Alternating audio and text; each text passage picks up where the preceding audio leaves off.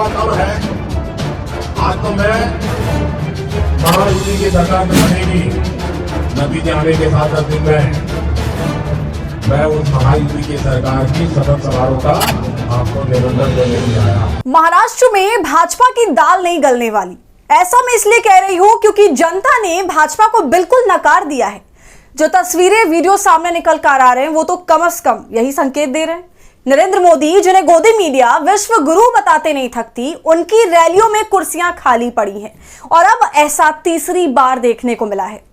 दोस्तों, सिर्फ रैलियां ही नहीं इस बात का संकेत दे रही, बल्कि महाराष्ट्र में भाजपा का सफर बहुत कठिन दिख रहा है और इसके अलावा कई सारे ऐसे एलिमेंट्स हैं जो भाजपा की नाकामी को दिखा रहे हैं, कहीं ना कहीं उसकी हार को दिखा रहे हैं।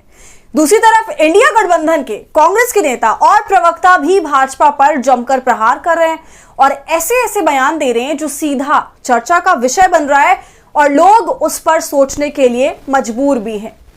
तो एक एक कर मैं आपको वो सारे एंगल्स बताऊंगी और समझाऊंगी, इसलिए वीडियो को अंत तक जरूर देखिएगा, अंत तक बने रहिएगा। नमस्कार, आदाब, आप देख रहे हैं खबर अड्डा और मैं हूं आपके साथ सुम्बुलीरम। तो सबसे लोकप्रिय नेता होने का खिताब जो पीएम मोदी लिए बैठे हैं, और ये खिताब वैसे तो उन्हें गोदी मीडिया नहीं दिया है, तो महाराष्ट्र में मोदी की ये लोकप्रियता काम क्यों नहीं आ रही है? उनकी जनसभाओं में जन तो दिख ही नहीं रहे हैं। तो दोस्तों, महाराष्ट्र के अंदर इस वक्त बीजेपी के लिए सब कुछ ठीक नहीं चल रहा। एक तरफ नरेंद्र मोदी की रैली की तस्वीर निकल करके सामने आ रही है जिसमें दूर दूर तक खाली कुर्सियां पड़ी हुई हैं। नरेंद्र मोदी मंच से लोगों को संबोधित कर रहे हैं और ये तस्वीर बताई जा रही है महाराष्ट्र के खारघर की। और दोस्तों, अगर आप हमारे चैनल पर एक्टिव हैं तो आपने हमारी वो वीडियो भी जरूर देखी होगी जिसमें हमने पीएम मोदी की अकोला वाली रैली भी दिखाई थी और उस रैली में भी सुई पटक सन्नाटा छाया हुआ था। केवल नाम की जनता बैठी हुई थी, चारों तरफ खाली कुर्सियां थी। और सिर्फ पीएम मोदी ही नहीं बल्कि अमित शाह की भी रैलियों का वही हाल था। चारों तरफ मैदान खाली ही खाली, हर एंगल से वीडियो दिखाया गया जिसमें लोगों का नामो निशान नहीं था। हालांकि जितना बीजेपी के इन दोनों चाणक्यों का बोलबाला है उस हिसाब से तो इनकी रैलियों में पैर रखने की भी जगह नहीं होनी चाहिए थी। मगर देखिए, बीजेपी के टॉप नेताओं की रैलियों का ये हाल है और ऐसा एक दो बार नहीं बल्कि अब लगातार होता चला रहा है। पीएम मोदी सोलापुर भी पहुंचे, वहां की भी एक वीडियो वायरल हुई जिसमें खचाखच जनता भरी हुई नजर आ रही थी। मगर दूसरी तरफ उद्धव ठाकरे की पार्टी ने मोदी की उस रैली का खंडन किया और दिखाया कि जिन लाडली बहनों से पीएम मोदी वोट मांग रहे हैं, उन्हें अपना सुरक्षा कवच बता रहे हैं, वही लाडली बहनें इनकी रैलियों को छोड़ छोड़कर जा रही हैं। तो आखिरकार ये खाली कुर्सियां क्यों पड़ी हुई हैं? क्यों बीजेपी का हाल इतना ज्यादा खस्ता होता जा रहा है? क्यों इस तरह भाजपा मजबूर हो रही है थोड़े बहुत लोगों को अपना भाषण सुनाने के लिए? और अब जो ये हालत बन गई है, ये अपने आप में एक बड़ा सवाल है। अब भाजपा की रैलियों का ऐसा दृश्य रहेगा तो विपक्ष भी कहां पीछे रहने वाला है। देखिए, इस पर कांग्रेस के प्रवक्ता अतुल लोंढे पाटिल ने क्या लिखा है। खारघर महाराष्ट्र, एक अकेला सब पर भारी, खाली कुर्सियों को भाषण सुनने की आई बारी। महाराष्ट्र की जनता सबसे न्यारी, लय भारी लय भारी लय भारी। तो दोस्तों, भाजपा जनसभाओं के लिए एक बढ़िया तैयारी करती है, विशाल मैदान में कुर्सियां सजाती है, एक बेहतरीन मंच सजाया जाता है। मतलब एक चुनावी रैली के जितने भी लवाजमात होते हैं उन सभी को पूरा किया जाता है और ये सारा सेटअप करने में खूब पैसा भी लगाती है भाजपा। मगर देखिए, इतना सब कुछ करने के बाद भी जनता का इंटरेस्ट ही नहीं है पीएम मोदी की रैली में। जनता आ ही नहीं रही है पीएम मोदी को सुनने के लिए। और वहीं दूसरी तरफ अगर विपक्ष की रैलियों को देखा जाए तो इस कदर भीड़ का सैलाब देखने को मिल रहा है कि पूछिए मत। और देखिए, वहां पर इंतजाम के नाम पर कुछ भी नहीं है, बस एक छोटा सा मंच है, माइक है, स्पीकर है, बेसिक चीजें हैं जो होनी चाहिए। मंच पर नेता खड़े हैं और वो मंच उस भीड़ में दिख भी नहीं रहा है, इतनी ज्यादा भीड़ है। देखिए वीडियो।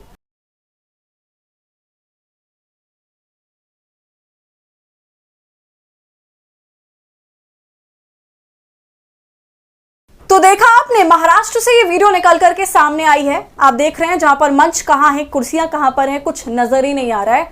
और मैं आपको बताऊं, ये रैली है इमरान प्रतापगढ़ी की। जी हां, महाराष्ट्र के नांदेड़ के अंदर की रैली। और वहां पर देखिए, उन्होंने मोबाइल से रात को टॉर्च जलवाया जैसे म्यूजिक कॉन्सर्ट्स में होता है और मंच तो नजर ही नहीं आ रहा है। इतने लोग, बेशुमार लोग भरे हुए थे वहां पर। मतलब इतना प्यार मिल रहा है लोगों का कि वो रात में भी इतनी ज्यादा संख्या में इमरान प्रतापगढ़ी को सुनने के लिए खड़े हुए हैं। दोस्तों, इमरान प्रतापगढ़ी और कन्हैया कुमार को स्टार प्रचारक बनाकर कांग्रेस ने महाराष्ट्र में उतारा हुआ है और उनकी रैलियों में बेइंतहा लोगों की भीड़ देखने को मिल रही है। महाराष्ट्र में दोनों ही छाए हुए हैं। तो एक तरफ मोदी की रैलियों का इतना खराब हाल है और दूसरी तरफ विपक्ष की रैली, कांग्रेस के सांसदों की रैलियों का नजारा आप देखिए। इसके अलावा शरद पवार की भी एक रैली का वीडियो तेजी से वायरल है, जो कि रात का वीडियो है और उनकी रैली में भी भारी तादाद में लोग मौजूद हैं। देखिए, 84 साल के हैं शरद पवार, नरेंद्र मोदी से 11 साल बड़े हैं और अभी भी इनकी लोकप्रियता कुछ खास कम नहीं हुई है, उसमें कमी नहीं आई है। और शरद पवार रात को भी इतनी भारी भीड़ जोड़ ले रहे हैं, तो सोचिए कि महाराष्ट्र के अंदर क्या स्थिति होने वाली है। शरद पवार की इस रैली में उमड़ी हुई भीड़ बता रही है कि भाजपा की धर्म वाली राजनीति महाराष्ट्र में चलने वाली नहीं। और दोस्तों, आपको बता दूं कि शरद पवार और एनसीपी पिछली बार एक साथ थी और वो 54 सीट लेने में कामयाब हुए थे। कांग्रेस इस बार दावा कर रही है कि 70 से 80 सीट लेकर जाएगी। खैर, चुनाव परिणाम तो 23 तारीख को पता चल ही जाएंगे। तो दोस्तों, इस बीच कन्हैया कुमार का भी बयान बहुत तेजी से वायरल हो रहा है, क्योंकि उन्होंने ऐसे ऐसे बयान दे दिए हैं, सच्चाई को सामने लाकर रख दिया है और जनता को सोचने पर मजबूर कर दिया है कि भाजपा आपको बेवकूफ बना रही है। कन्हैया कुमार जो भी बात कहते हैं, जो भाषण देते हैं, उसको लेकर कहीं ना कहीं कंट्रोवर्सी खड़ी हो जाती है और अब कन्हैया कुमार का एक बयान खासा चर्चा में है।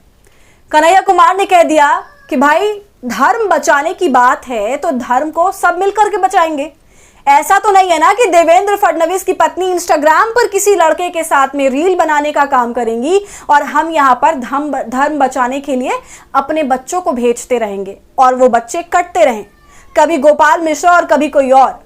दूसरी बड़ी बात उन्होंने जो कही कि भाई, जब धर्म बचाने की बात है तो नेताओं के बच्चे भी इस काम में जुड़ेंगे ना, या फिर वो ऑक्सफोर्ड और कैम्ब्रिज में जाकर पढ़ेंगे और हमारे बच्चे यहाँ धर्म बचाएंगे।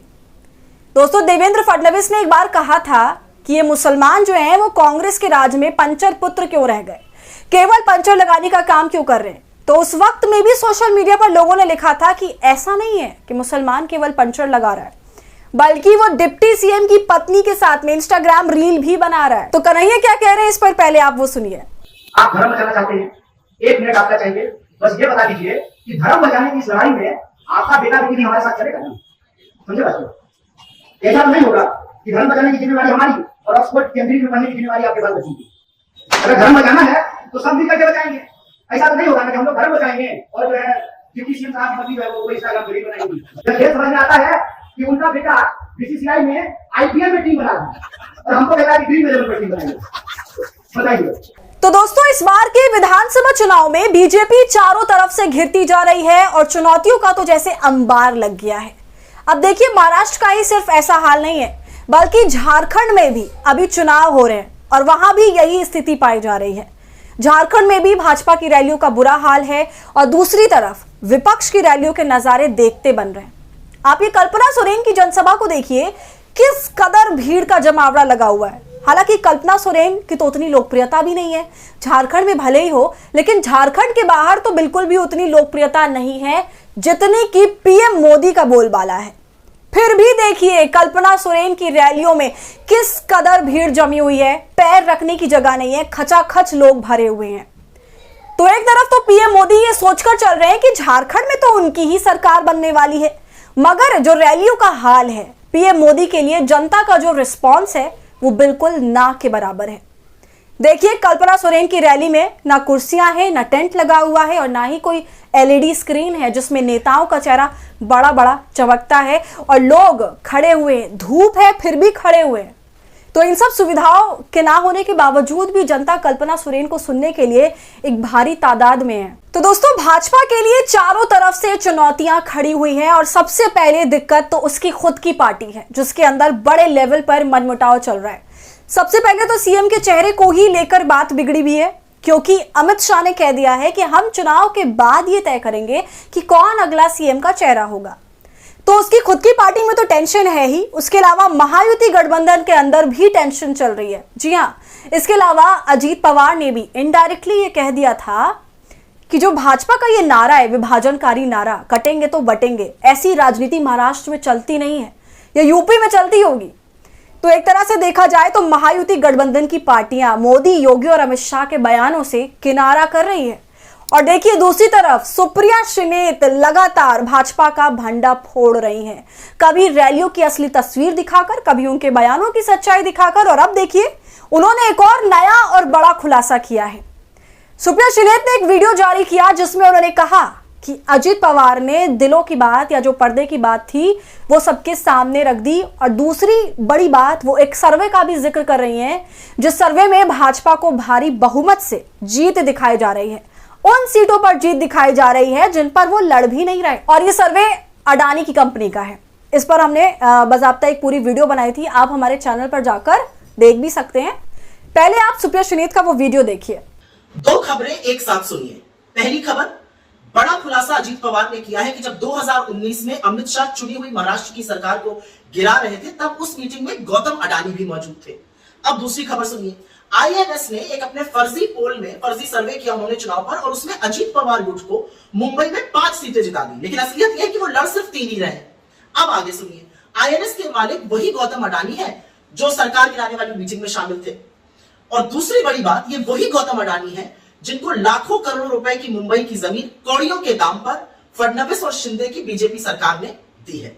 तो एक तरफ पीएम मोदी ये पूरे दावे के साथ कह रहे हैं कि वो महाराष्ट्र जीतने वाले हैं, और दूसरी तरफ उनकी पार्टी का ये हाल है, जनसभाओं में लोग नहीं है, खुद की पार्टी में मनमुटाव चल रहा है, गठबंधन में भी नेता उनके बयानों से किनारा कर रहे हैं, और सुप्रीम कोर्ट भी कह रहा है कि आप अपने पैरों पर खड़े होइए। शरद पवार से अब आप अलग हो ही गए हैं तो उनका नाम और फोटो का उपयोग करना बंद कर दीजिए। तो चारों तरफ से बुरे संकेत बीजेपी को मिल रहे हैं। तो दोस्तों, आप इस पूरी वीडियो पर क्या राय रखते हैं, हमें कमेंट सेक्शन में जरूर बताइए। और अगर महाराष्ट्र से हमारा कोई वीडियो देख रहा है तो कमेंट सेक्शन में अपनी राय हमें जरूर दें। आप इस बार चुनाव में किसको वोट देने वाले हैं और आपके आसपास किस पार्टी का माहौल बना हुआ है, हमें जरूर बताएं। वीडियो को लाइक करें, शेयर करें, खबर अड्डा को यूट्यूब पर सब्सक्राइब कर लें।